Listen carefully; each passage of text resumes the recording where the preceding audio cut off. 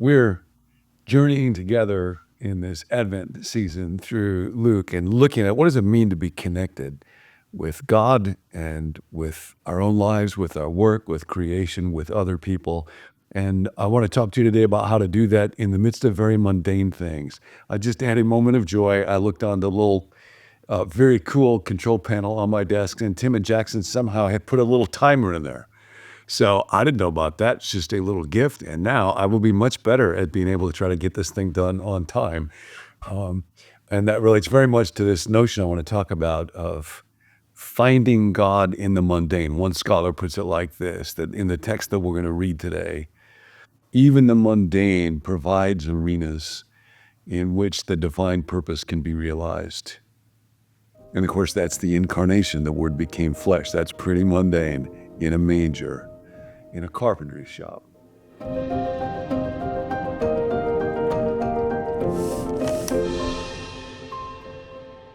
So we're going to journey together. If you're up for it, on December 23rd, we're going live, 7 a.m. Pacific time. Nancy is joining me.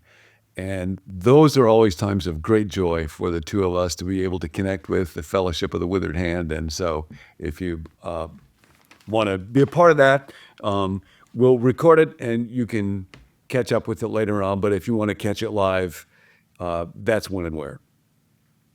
Okay, Luke chapter 2, verse 22. And we're going to look at how we find the mundane, God in the mundane, how we do that in the tasks of life, and how we do that in our pain.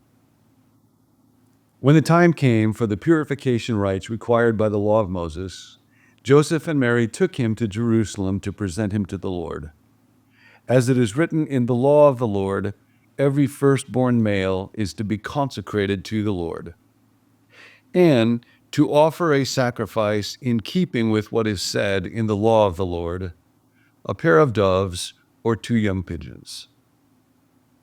Now, there was a man in Jerusalem called Simeon, who was righteous and devout. He was waiting for the consolation of Israel, and the Holy Spirit was on him. It had been revealed to him by the Holy Spirit that he would not die before he had seen the Lord's Messiah.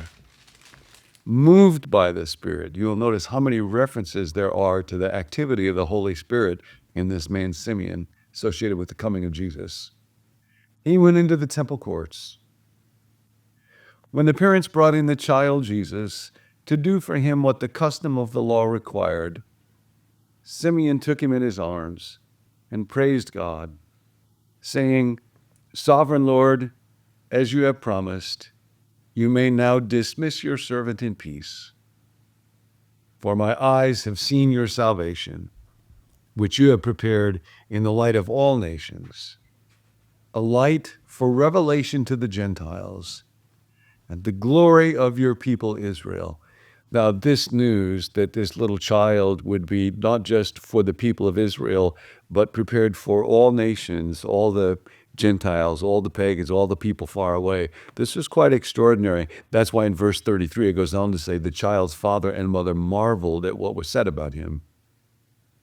Then Simeon blessed them and said to Mary, his mother, he blesses both of them, but then he addresses these words just to Mary.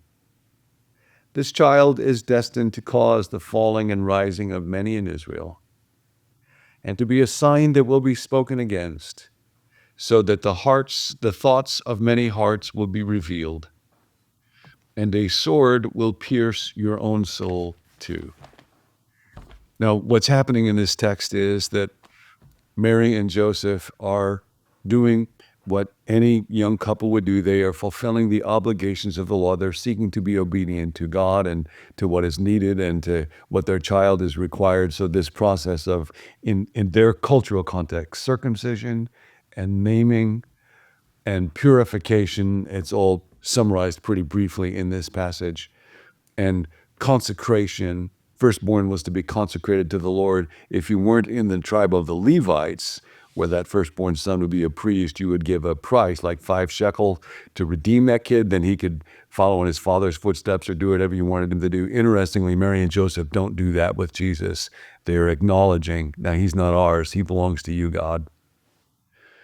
And it's in precisely just doing those ordinary, mundane tasks that parents have to do that something extraordinary happens. Even the mundane can be arena. We find God there, and there is a man, really good man, living with a great sense of hope, eager expectation of what is God going to do, and they find him there. So the place to start, if you're looking for Jesus today, if you want to find God, if you want to be connected, is just in the mundane. I feel very filled up over this most recent weekend.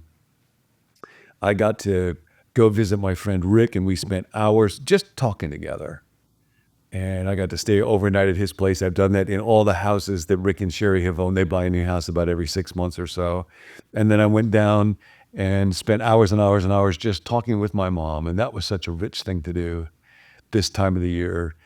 So many memories and so much stuff to talk about. And then I spent about 6 hours with my sister Barbie, and just over coffee to sit and talk about matters of the heart and feel so deeply connected. By the time we were done, Barbie has a laugh that if you could bottle it, it would heal whatever ails your body and mind. And so when we were leaving, I felt so filled up. I said, you are just a wonderful human being. There's nobody in the world like you. And Barbie said, I know. She was expecting me to say, our relationship is such a gift, but it just came, I know what a wonderful person I am. And we just howled with laughter, and I felt so connected. And then I got to preach the next day at St. Andrew's Presbyterian Church, and was supposed to talk about peace. And so I thought to just connect with this, instead of just talking about peace, God, how much could you fill me up with peace? Could I convey peace to the people who are here so that I'm connected with it?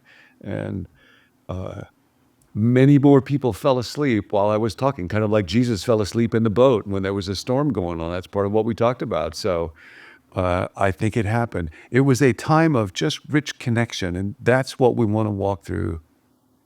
And what I want to say to begin with in that is, don't look for the extraordinary. Don't look for an amazing insight or a deep emotional experience or something that you feel like you have to contrive. Just find him in the mundane today.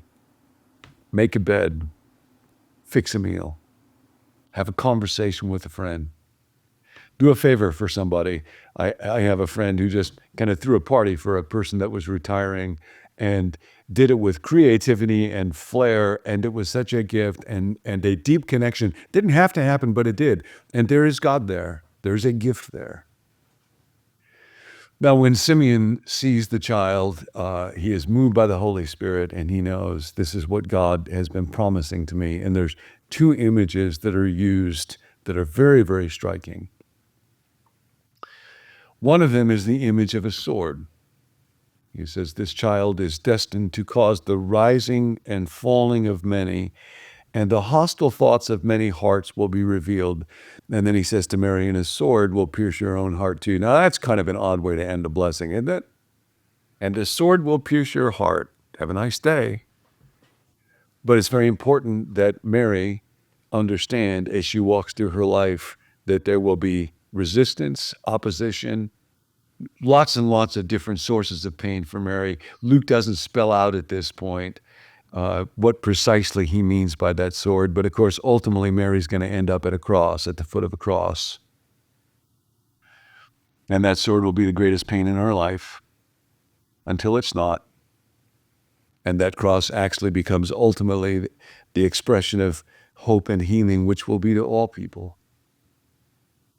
And that ministry that Jesus has of revealing the hostile thoughts of many, that's not just those bad people out there. Those are my thoughts. And what happens when he comes to me in the mundane moments of my life is I have to decide now, in this moment, do I just want to get my way? Do I not want to be troubled or interrupted by the needs of this person or the task that needs to be done here? Do I want to use deceit to lie to somebody else so I can get what I want? Do I want to look at what I shouldn't look at or consume? Jesus just does this for us. But then the other image that Simeon uses is he will be a light. There will be a radiance to him. And part of the gift of connecting with God is that it brings light inspiration, radiance, a kind of flair, creativity, not aloneness, being together with God in just the very simple tasks of life from one moment to the next. Bonhoeffer talks about this in his little book, Life Together. He says, we're called to simple assistance in trifling external matters. There's a multitude of these things wherever people are together. Nobody is too good for the meanest service, the smallest service. One who worries about the loss of time that such petty outward acts of helpless entail is usually taking the importance of his own career too solemnly. So today, allow the most mundane activities, tasks, people, moments to be the arenas in which a divine purpose can be realized.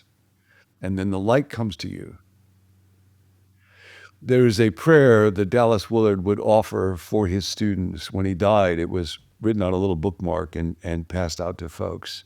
My prayer for you is that you would have a rich life of joy and power with an abundance of supernatural results, with a clear, constant vision of never-ending life in God's world before you, and of the everlasting significance of your work day by day, a radiant life and death.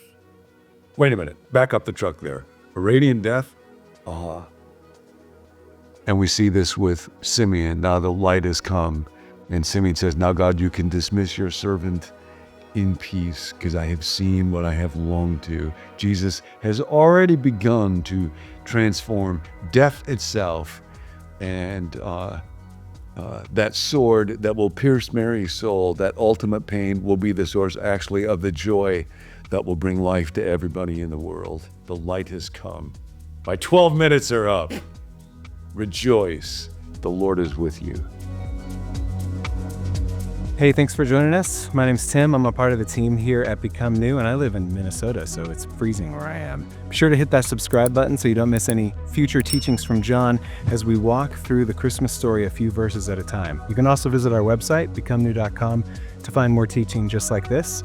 And if you've got a prayer request, please text it to us so we can pray for you. You can text it to the number 855-888-0444. Thanks for joining us. Merry Christmas, and we'll see you next time.